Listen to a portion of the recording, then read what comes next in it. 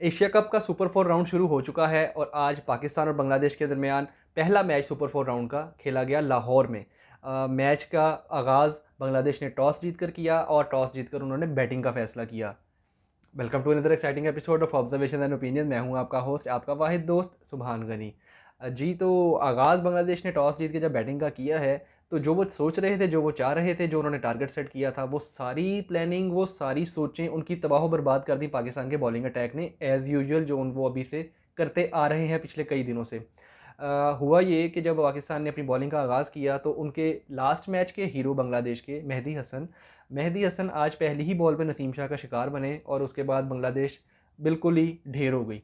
ढेर से मुराद है कि ऐसी ढेर हुई कि 50 से नीचे उन्होंने अपने 4 खिलाड़ी आउट करवा लिए और उसके बाद उनके सीनियर जोड़ी जैसे कि शाकिब अल हसन और मुशफिकुर रहीम की जो जोड़ी है, यानी कि बड़ी तगड़ी जोड़ी है। इन दोनों ने बड़ी अच्छी पार्टनरशिप लगाई। इन्होंने एक बार पाकिस्तानी बॉलर्स को बताया कि भाई हमें भी बैटिंग आती है, हम इतने बच्चे नहीं जितना आपने हमें समझ लिया है। तो बैटिंग करके दिखाई, 100 रन की पार्टनरशिप कंप्लीट की। उसके बाद शाकिब अल हसन रन रेट थोड़ा सा ऊपर करना चाह रहे थे, 50 तो कंप्लीट कर ही चुके थे, अपनी हाफ सेंचुरी स्कोर कर चुके हुए थे, लेकिन रन रेट इंप्रूव करने के चक्कर में वो एक गलत शॉट खेल के आउट हो गए फ़हीम अशरफ के हाथों।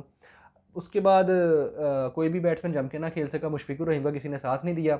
मुशफिकुर रहीम के आउट होने के बाद पाकिस्तान ने 190 पे बांग्लादेश के 6 खिलाड़ी आउट हो चुके थे। उसके बाद पाकिस्तान ने सिर्फ 8 से 10 बॉल्स के फ़र्क के अंदर हारिस और नसीम शाह ने दो दो विकेट्स इस तरीके से झमेट लीं, इस तरीके से घेर लीं और इस तरीके से कवर कर लीं, इस तरीके से उठा के भाग गए कि जैसे नून लीग का जलसा हो और उसमें बिरयानी की देग खुल जाए और उसको लोग टूट के पड़ जाएँ। इसी तरीके से लोग विकेटें ये दोनों उठा के ले गए।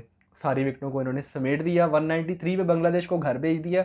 समझ नहीं आ रही थी कि बांग्लादेश है या आयरलैंड है, बांग्लादेश खेल रही थी या नेपाल खेल रही थी, कुछ समझ नहीं आ रहा था। इतना लो क्वालिटी की क्रिकेट बांग्लादेश क्यों, कब और कैसे खेलना शुरू हुआ है, इसके लिए हमें तहकीक करनी पड़ेगी, रिसर्च करनी पड़ेगी, या मुझे लगता है कि इसकी रिसर्च भी किसी लैब में करनी पड़ेगी। शायद हम अंदाज़ा लगा सकें कि बांग्लादेश को हुआ क्या है।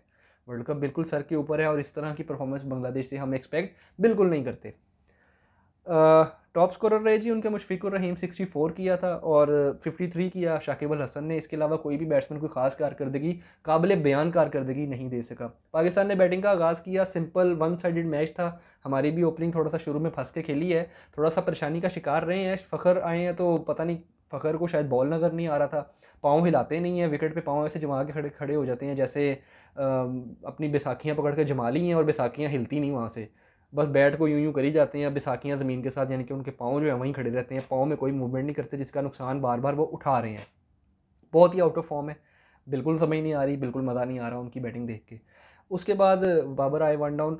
बाबर को भी थोड़े से बॉल उन्होंने परेशान किए, उनके बॉलर्स ने, बांग्लादेश के बॉलर ने आज बॉलिंग बड़ी तगड़ी की है और परेशान किया उन्होंने बाबर को। और जो बंदा बाबर को परेशान कर ले, इसका मतलब है वाकई वो तगड़ा बॉलर है। तो मैं बांग्लादेश की बॉलिंग को, हम उनको ज़रा सलूट करते हैं जी, बड़ी अच्छी बॉलिंग की है बांग्लादेश के बॉलर्स ने। बाबर को परेशान किया उन्होंने और बाबर को उन्होंने जल्दी से आउट कर लिया है। उसके बाद हमारे रिजवान आ गए, विकेट कीपर बैट्समैन हमारे चौथे नंबर पर, बड़े जिद करते हैं, बड़ा इसरार करते हैं कि मैं इत्थे ही खेलना है, मैंने चौथे तक खड़ा होकर तो खेलांगा, नहीं तो मैं रोना शुरू कर देंगा। आज उनको चौथे नंबर पे खिलाया है और आज उन्होंने एक मरतबा फिर से अपनी फॉर्म को कंटिन्यू रखते हुए अच्छी बैटिंग की है। आते साथ ही छक्का और चौका लगा के उन्होंने अपनी बैटिंग का आगाज़ किया है। उसके बाद वो कंटिन्यू मैच करते रहे हैं, लेके चलते रहे हैं। हमारे एक बड़े अच्छे एक और बैट्समैन इमाम उल हक साहब जो कि विकेट पे मौजूद थे। इमाम ने बड़ी अच्छी हाफ सेंचुरी स्कोर की, 78 रन्स बनाए। बड़े ज़बरदस्त तरीके से उन्होंने अपनी बैटिंग की, लंबी पार्टनरशिप लगाई रिजवान के साथ, पाकिस्तान को बिल्कुल बाउंड्री के पास पहुंचा दिया, क्रॉसिंग लाइन के करीब पहुंचाया। वहां जाके इमाम अपना हौसला हार गए, सेंचुरी ना कर सके अनफॉर्चुनेटली। लगता है इनको किसी बाबे का शराप है कि ये बार बार सेंचुरी के पास जाके आउट हो जाते हैं। अभी हमने अफगानिस्तान की सीरीज़ में भी देखा था, एक मैच में ये 90s की रेंज में जाके आउट हो गए थे। पता नहीं क्यों ये ऐसे कर रहे हैं, इतना शिकार परेशानी का क्यों हो रहे हैं। सेंचुरी करनी चाहिए थी, नहीं की, डिज़र्व करते थे सेंचुरी, लेकिन मैं एक्सपेक्ट नहीं कर रहा इमाम से कि वो बार बार सेंचुरी के करीब जाए और सेंचुरी ना करे। ये परेशान करने वाली बात है, सेंचुरीज को करनी चाहिए।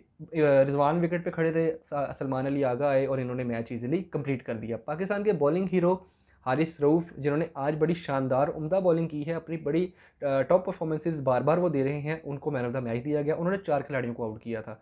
मैच में कुछ ऐसा अनोखा हुआ ही नहीं कि उसको तफसील से बताया जा सके, इसलिए बयान करने वाला कुछ नहीं है। बांग्लादेश आए लाहौर, बांग्लादेश आके एक मैच जीते पहले अफ़गानिस्तान से और आज सुपर 4 में वो हमसे हार गए हैं। अब हमने दोनों टीमों ने जाना है श्रीलंका, वहाँ जाके देखते हैं कि बांग्लादेश ने जो इंडिया और श्रीलंका से मैच खेलना है उनका क्या बनता है और पाकिस्तान ने जो श्रीलंका और इंडिया से मैच खेलना है उनका क्या बनता है। आने वाले मैचेस बड़े इंटरेस्टिंग हैं, बड़े मज़ेदार हैं और अब 2 दिन का गैप है, सैटरडे को मैच होगा और एक संडे को मैच होगा। अब तक के लिए इतना ही। मेरा चैनल लाइक करना ना भूलिएगा, सब्सक्राइब करना तो बिल्कुल ना भूलिएगा और शेयर करना तो भूलना ही नहीं है, क्योंकि अगर आप अपना भला नहीं करना चाहते, किसी का भला ज़रूर कर दें। Thank you.